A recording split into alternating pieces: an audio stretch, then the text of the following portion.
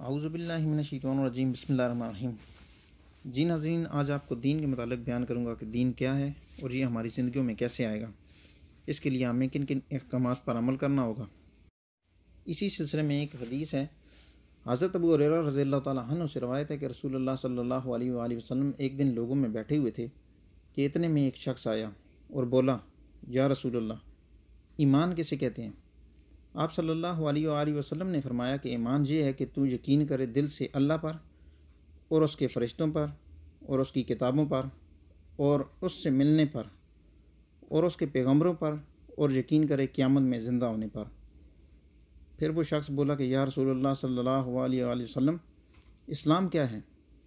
تو آپ صلی اللہ علیہ وآلہ وسلم نے فرمایا کہ اسلام یہ ہے کہ تو اللہ جل جلالہ کی عبادت کرے اور اس کے ساتھ کسی کو شریک نہ کرے، اور فرض نماز کو قائم کرے اور فرض زکوٰۃ دے اور رمضان کے روزے رکھے اور حج کرے اگر ہو سکے۔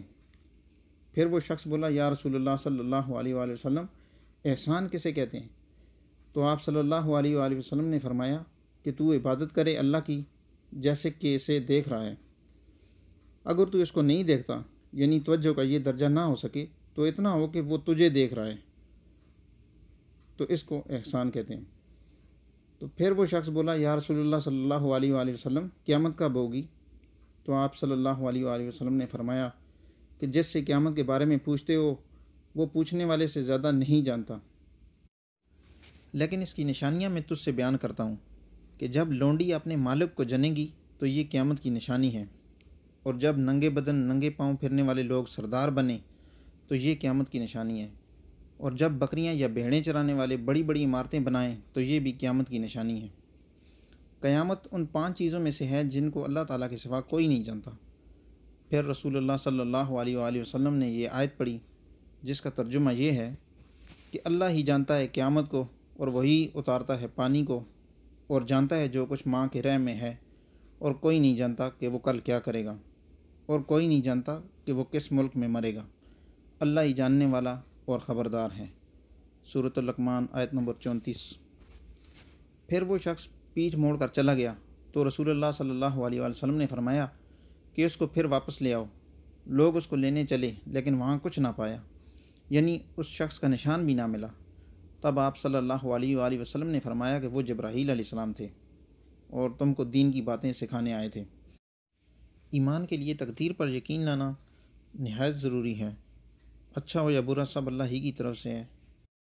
تقدیر پر ایمان لانے کے بارے میں کسی نے عبداللہ بن عمر رضی اللہ تعالیٰ عنہ سے دریافت کیا کہ کیا تقدیر پر ایمان لانا ضروری ہے کہ جو کچھ اچھا ہے یا برا سب اللہ ہی کی طرف سے ہے؟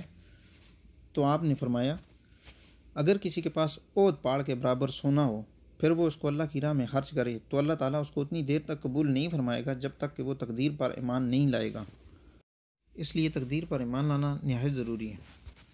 نماز، روزہ اور زکوٰۃ کے بارے میں ایک حدیث ہے، حضرت طلحہ بن عبداللہ سے روایت ہے کہ نجد والوں میں سے ایک شخص رسول اللہ صلی اللہ علیہ وآلہ وسلم کے پاس آیا جس کے بال پریشان تھے۔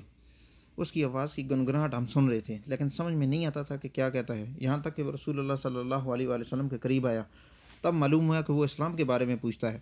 رسول اللہ صلی اللہ علیہ وآلہ وسلم نے فرمایا، دن رات میں 5 نمازیں ہیں۔ وہ کہنے لگا، ان کے سوا میرے اوپر کوئی نماز ہے؟ تو آپ صلی اللہ علیہ وآلہ وسلم نے فرمایا، نہیں، مگر یہ کہ آپ نفل پڑھنا چاہیں۔ اور رمضان کے روزے ہیں؟